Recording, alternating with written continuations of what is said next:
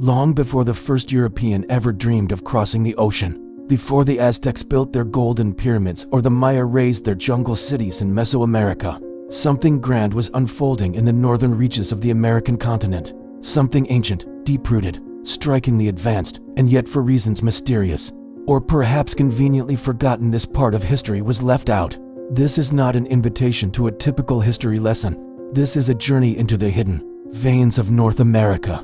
We'll cross rivers that once nourished vanished metropolises, scale mounds that served as ceremonial altars, and touch the shadows of peoples who lived, thrived, and vanished without leaving names behind, but leaving behind marks that still puzzle scholars to this day.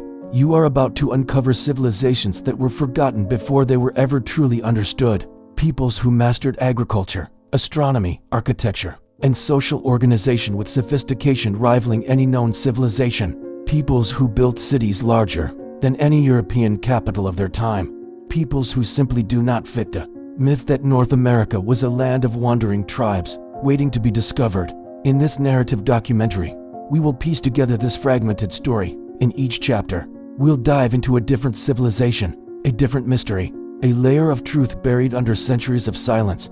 Are you ready to see North America with new eyes? It was a quiet morning in what is now Louisiana. The Mississippi River wound lazily through the green plains, as if guarding an ancient secret too old to be spoken aloud. But just a few kilometers away, hidden in seemingly ordinary terrain, lies one of the greatest enigmas of North America's prehistory, Poverty Point. Poverty Point isn't just an archaeological site. It is a declaration that the history we know is incomplete. Built around 3,400 years ago, this massive complex challenges everything we thought we knew about North American indigenous peoples. There, in the heart of the Bronze Age when, according to school books, North American societies were still nomadic hunter-gatherers, stood a society erecting colossal monuments with ridges and mounds over 30 meters tall and hundreds of meters wide. Poverty Point could only have been built by an organized civilization with a division of labor, urban planning, and a common purpose. But how? Without metal tools, without the wheel, without a written language, how could anyone coordinate a project of such scale? The answer still eludes even the most seasoned archaeologists. Artifacts found at Poverty Point: obsidian from Mexico, stones from the Tennessee Valley, copper from the Great Lakes reveal something even more astonishing. This society maintained a trade network spanning over 1,500 kilometers. This alone suggests an economic sophistication rarely attributed to prehistoric civilizations. And if that weren't enough, here comes the most intriguing detail. To this day, we don't know exactly who these people were. They left no inscriptions, no identifiable tombs, only structures that defy time and force us to reconsider what it means to be an advanced civilization. Imagine walking through a city larger than London in the year 1200. Bustling streets, crowded markets, priests performing rituals atop earthen pyramids, astronomers tracking the skies with startling precision. This isn't dystopian fiction or artistic fantasy.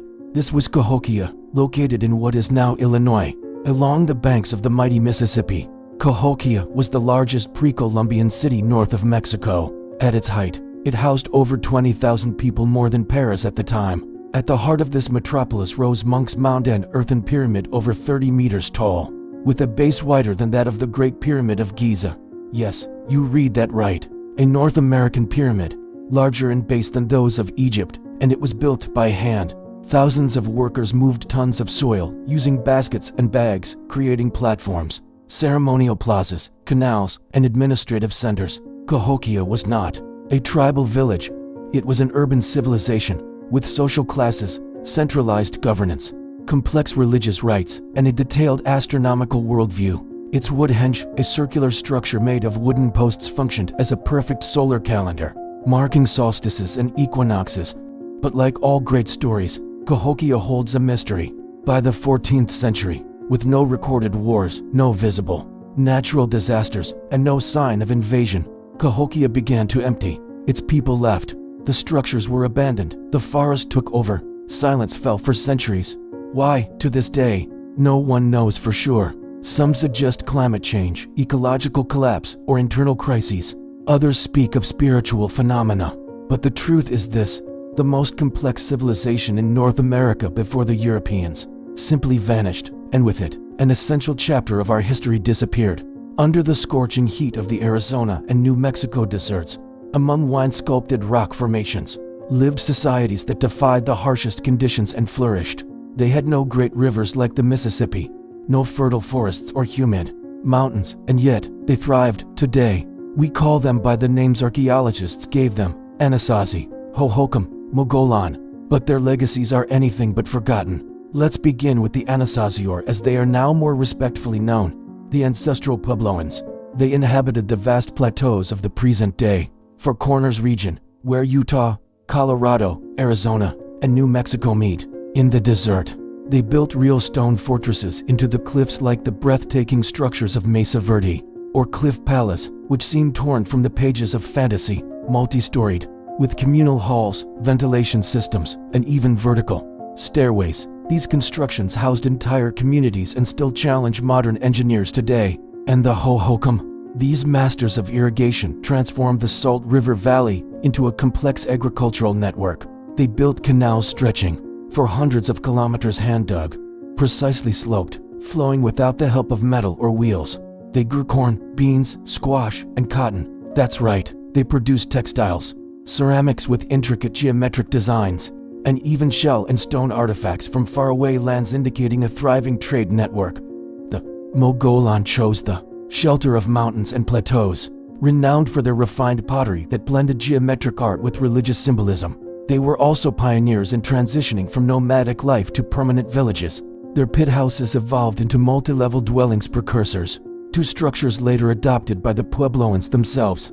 But what ties these three cultures together is something even more enigmatic: the sudden abandonment of their cities. Around the year 1300, many of their settlements were left behind. Some suggest internal conflict, others point to severe climate shifts. There are even those who believe in spiritual causes, a cyclical need for migration and renewal, as passed down through religious tradition. What is certain is this: the peoples of the American Southwest were not mere hunter-gatherers. They were architects, engineers, farmers, and artists.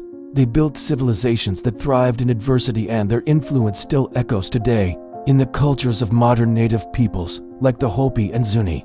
Their footprints remain etched into the dry earth, and their mysteries still echo through the canyons. In the heart of the United States, long before the skyscrapers of Chicago or the lights of New York, another form of monumentality shaped the horizon: mounds. Artificial hills meticulously raised by human hands. Some were shaped like animals, others as pyramids, platforms, or spirals. These were the works of the so-called mound builders, and for centuries, their legacy was confused with myth, legend, or outright absurd theories. But they were real, and they forever changed the definition of what it means to be a civilization. Between 1000 BCE and 1600 CE, hundreds of cultures constructed thousands of mounds throughout the Mississippi, Ohio, and Missouri River valleys. Among the most well-known were the Hopewell and Adena, two cultures that flourished long before the rise of Cahokia and deeply influenced those that followed. What is most astonishing is the precision and scale of their creations. The Great Serpent Mound in Ohio is an iconic example, measuring over 400 meters in length. It perfectly traces the silhouette of a coiled serpent with an open mouth, aligned with astronomical events like the summer solstice. And here's the catch: this geoglyph was built using rudimentary tools and an advanced knowledge of astronomy. These weren't just physical structures. The mounds served multiple purposes: ceremonial sites, observatories, burial grounds, and social centers. Many contained underground chambers where remains were found, alongside sophisticated artifacts: copper necklaces, carved statues, refined ceramics, and stones from far-off regions. This reveals a social hierarchy, an organized religion, and a deep symbolic system. For a long time, Eurocentric scholars refused to believe that indigenous peoples could have achieved such feats. Instead, they invented fantasy theories that the mounds were built by a vanished race, by Phoenicians, Vikings, or even Atlantans. Anything but admit that native civilizations had reached such levels of complexity. Over time, systematic excavations and radiocarbon dating revealed the truth. The mound builders were indeed the ancestors of today's Native American peoples. Not a single civilization, but many connected by a shared cosmology and a worldview where sky, earth, and ancestors were intertwined. The animal-shaped mounds, bears, birds, panthers, were more than symbols. They were spiritual maps, Many align with constellations, lunar cycles, and agricultural seasons. They were spiritual centers, guardians of time, portals between worlds. But what happened to them? Between the 14th and 16th centuries, these peoples began to vanish. Their mounds were abandoned, forests reclaimed them. Some were destroyed by settlers who saw them as obstacles to farming. Others were simply forgotten. Today, less than 5% of the original mounds remain intact. But those that survived tell a story that challenges everything we were taught. That North America was a wild and empty land. In truth, it was a sacred land shaped by human hands, guided by the stars, and filled with ancestral wisdom. And perhaps, in the silence of those mounds, we can still hear the echoes of a civilization that once spoke with the sky. Imagine a network of cities connected by navigable rivers, well-mapped paths, and a shared culture stretching across thousands of kilometers. A true empire, but without marble statues of kings, without stone temples, without armies etched into murals, and yet a cultural, economic, and spiritual powerhouse that shaped the entire southeastern and midwestern regions of North America. These were the Mississippians, around 800 CE. While Europe was still reeling from the fall of Rome and entering the Middle Ages, the Mississippians were thriving. Their epicenter was Cahokia, but their influence reached far beyond. Cities like Etowah, Moundville, Spiro, and Kincaid formed an impressive network sharing architectural styles, artistic patterns, and religious practices. They were not just neighbors, they were part of a greater system. The Mississippians lived along great rivers, within hierarchical societies. At the top stood priest chiefs, known as divine rulers, who wielded both political and spiritual power. They lived atop ceremonial mounds, symbolizing their connection between heaven and earth. Around these mounds, common homes, markets, artisan workshops, and agricultural fields were carefully organized. The foundation of their economy was maize. But not simple corn farming. They mastered advanced agricultural techniques, staggered planting, underground grain silos, and flood control systems for irrigation. In addition, they produced fine pottery, stone sculptures, ceremonial masks, and hammered copper artifacts and art requiring not just craftsmanship, but also access to a vast trade network. And that network was immense. Artifacts found in Mississippian sites originated from as far as the Gulf of Mexico, the Great Lakes, and the Texas Plains. Seashells, mica, flint, obsidian, galena all circulated in fairs and ceremonies, exchanged, offered, or transformed into symbols of status and faith. Religion was the beating heart of Mississippian culture. Their cosmology divided the universe into three realms: the upper world, the sky; the middle world, earth; and the underworld, a realm of water and spirits. Their artwork depicted celestial birds, winged warriors, feathered serpents, and fishmen. Rituals included dances, offerings, fasting, and at times human sacrifice. Their cities were designed to mirror this worldview. Ceremonial plazas symbolized the space between worlds. Mounds were axes of ascension. Observatories like Cahokia's would align celestial events with agricultural and spiritual calendars. But the Mississippian Empire also had its shadows. Centralized power led to inequality. Archaeological evidence suggests internal conflict, rebellions, and struggles for succession. Over time, environmental pressure and soil exhaustion undermined the stability of the great cities. A cooling climate known as the Little Ice Age further strained their resources. By around 1500, many Mississippian cities were in decline. When the first European explorers arrived, they encountered only remnants of what had once been a vast, silent empire. But the traces were there in indigenous stories, in buried structures, in oral traditions that spoke of ancestors who once commanded the winds and rivers. The Mississippians didn't vanish, they transformed. Their descendants live among us, carrying in their rituals, languages, and memories the enduring spirit of a people who once built an invisible empire rooted not in marble, but in the soul of the land itself. Until now, we've wandered through forgotten cities, buried civilizations, and abandoned structures. But now the path shifts, because in this part of the journey, history still breathes.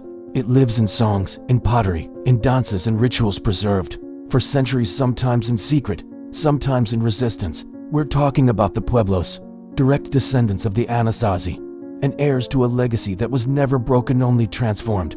The Pueblo peoples such as the Hopi, Zuni, Taos, Acoma, Laguna, and others still live today in the deserts and plateaus of the American Southwest. Their villages, often built as multi-room adobe complexes, blend into the landscape like natural extensions of the rock itself.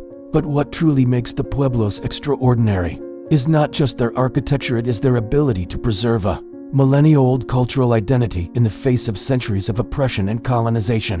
When the Spanish arrived in the 16th century, they brought with them a mission: convert everyone by force. Churches were built on top of sacred kiva ceremonial chambers, and all native rituals were banned under penalty of death. But the Pueblos didn't yield. They learned to hide. They disguised their sacred dances as Catholic processions, painted saints with corn-shaped eyes, held their ceremonies deep into the night, far from the colonizers' gaze, and they resisted. In 1680, they did something unprecedented: the Pueblo Revolt.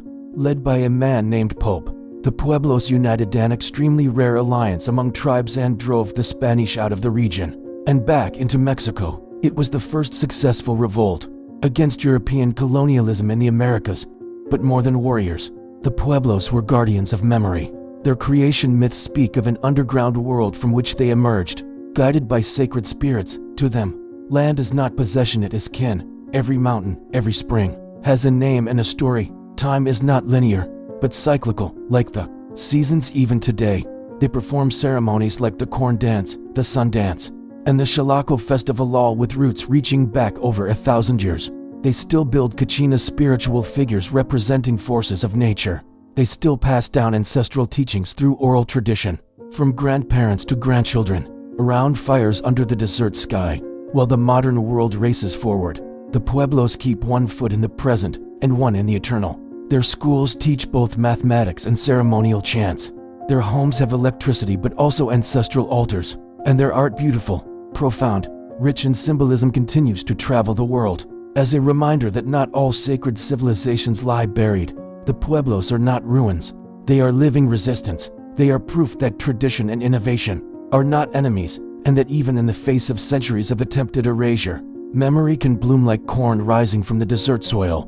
Behind the grand structures, the trade maps, the preserved rituals, and the ghost cities, there lies another side to this history, one that lives between science and myth, between excavation and intuition. What archaeology cannot explain, the people remember. And these stories, these legends, are part of the intricate tapestry that makes up North America's pre-Columbian past. Take, for instance, the persistent accounts of giants, yes giants. Throughout the 18th and 19th centuries, newspapers and explorer journals often reported the discovery of ancient tombs containing human skeletons, over 8 feet tall, many associated with the mound builders. Some spoke of elongated skulls, double rows of teeth, or oddly proportioned limbs. Though most of these claims have been dismissed as hoaxes, exaggerations, or misinterpretations, the recurring theme raises a troubling question: was there something more among these ancient peoples that we still don't understand? Another mystery lies in the astonishing astronomical alignments of certain constructions. How did cultures without writing, compasses, or precision instruments manage to align their mounds and geoglyphs so accurately with solstices, equinoxes, and star constellations? Consider the Great Serpent Mound or the solar observatories of Cahokia. They appear to have been designed with celestial knowledge on par with the Maya or ancient Egyptians.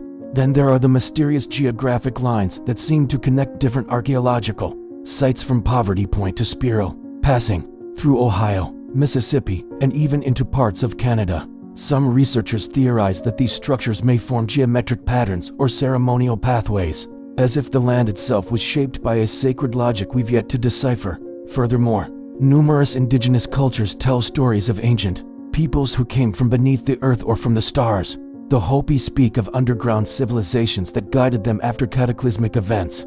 The Zuni have legends of sky visitors who brought knowledge.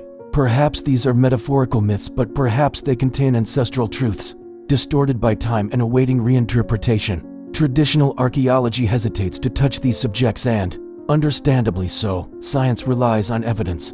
But what if science itself is limited by a worldview that dismisses the value of oral memory? What if, in our rush to separate myth from fact, we're discarding key pieces of an ancient puzzle? Chapter 7 is not an invitation to believe everything. It's an invitation to question what we thought we knew. It's a reminder that history is not static, it is layered. Some layers are solid as carved stone. Others are as delicate as whispers passed from elders to grandchildren around a fire. Between the two lies the true mystery of North America's lost civilizations. Among archaeological discoveries, oral traditions, and monumental structures, a troubling pattern begins to emerge. Why, after all, has this rich part of North American history been so systematically erased or reduced to footnotes? What drove centuries of omission, misinformation, and cultural erasure? This is the chapter of revelation and perhaps of rightful indignation. During the 18th and 19th centuries, as the United States expanded westward, a narrative had to be built to justify the seizure of indigenous lands. The idea that the continent was inhabited by primitive, savage, and uncultured peoples was deliberately promoted, and to uphold this convenient version of history, all evidence pointing to advanced pre-Columbian civilizations was dismissed, ridiculed, or rewritten. Structures like those of the mound builders were often destroyed by settlers who believed they were simply clearing land for agriculture. Sacred artifacts were looted and sold as curiosities. Museums and universities labeled discoveries as anomalies, or attributed them to extinct mythical peoples, never to the ancestors of still living native tribes. This historical denial came at a steep price. Entire peoples were dehumanized, their contributions erased from textbooks, their languages silenced. For decades, indigenous children were taken from their families and placed in boarding schools, where they were forbidden from speaking their native languages or practicing their cultures. The message was clear: their past had no value, their civilization, if it ever existed, was gone. But the truth always finds a way to endure. Thanks to modern archaeology and technologies like LiDAR, laser mapping by satellite, underground scanning, and carbon dating, what indigenous peoples have said all along is now being confirmed. Their ancestors built complex cities, mastered agriculture, tracked the stars, and held rich cosmological systems. Science is slowly being forced to rewrite what it ignored for centuries. Now the problem is political and educational. Most American schools still teach a version of history that begins with Columbus and overlooks thousands of years of indigenous presence. In textbooks, native peoples are portrayed as obstacles to civilization, not as its architects. Correcting this distortion requires more than updating lesson plans. It requires courage. It requires listening to the keepers of ancestral knowledge. It means returning not just land but narrative, voice, dignity. That's why telling these stories today, and telling them well, is an act of resistance. By bringing to light what was hidden, we are not just reconstructing the past. We are paving a future where no culture is deemed inferior, no memory is discarded, and no truth is buried in the name of power. In the next chapter, we'll look to the present, at how these ancient legacies are shaping a new generation of thinkers, artists, activists, and archaeologists, people who no longer want to silence history. They want to hear it and amplify it. As we dig through the layers of the past, something unexpected happens. We find mirrors, echoes of what once was, reflected in today's struggles, art, science, and social movements. The legacy of North America's prehistoric civilizations is not just an archaeological memory, it's a seed, and it's sprouting across the entire continent. For the first time in centuries, the descendants of these ancient peoples are reconnecting the broken threads of memory. Indigenous-led universities are flourishing. Language preservation programs are reviving tongues once thought lost. Young native creators are producing films, series, podcasts, and music inspired by ancestral wisdom, using these tools to educate, resist, and heal. In the realm of science, indigenous archaeologists and historians are claiming the spaces once denied to them, and they're reshaping how archaeology is done. They include local communities in excavations, protect sacred sites, and treat oral traditions as legitimate sources of knowledge. This movement gained momentum through initiatives like NAGPRA, Native American Graves Protection and Repatriation Act, which returns ancestral remains and sacred objects to their rightful tribes. But the impact goes far beyond academia. It's in the protests against pipelines that threaten sacred lands like Standing Rock. It's in legal battles to reclaim ancestral territories. It's in the resurgence of female leadership in nations like the Haudenosaunee, where matriarchal power was never forgotten. In architecture, artists and engineers are revisiting ancient models like the Hohokams irrigation systems or the Pueblo thermal homes to create sustainable solutions for modern challenges. Spiritually, more and more people are turning to indigenous worldviews to find answers about ecology, balance, and life's purpose. Even non-indigenous communities are beginning to listen. Museums are being pressured to rewrite their exhibits. Schools are rethinking their curricula, and a new generation of historians aware of their privilege is working not to speak over native voices, but to amplify them. This cultural shift is still young. It still meets resistance, but it's real because the legacy of North America's forgotten civilizations isn't confined to ruins. It lives in the fight for justice, in art that moves, in wisdom that heals, and in a spirit that refuses to bow. They are still here, not as shadows of the past, but as seeds of the future. Perhaps now, you see North America through different eyes, not just as a land shaped by European colonies or textbook narratives, but as a vibrant, ancient continent where civilizations once flourished and left their codes in the soil, the stars, and the souls of their descendants. Civilizations that were never truly lost, only silenced. Throughout this journey, we've uncovered centuries of buried wisdom, faced the silence imposed by those who tried to erase history, and heard voices that, despite everything, still echo with strength. These civilizations are not relics of a distant past. They are living chapters, still being written today by archaeologists who dig with respect, by artists who resurrect forgotten symbols, by indigenous youth who stand proudly in their identities before the world. And now that you know, you carry a responsibility. Because knowledge frees, but it also commits. You can choose to continue this story. You can share what you've learned. You can question the textbooks, uplift the cultures that endured, and support the preservation of all that was nearly erased.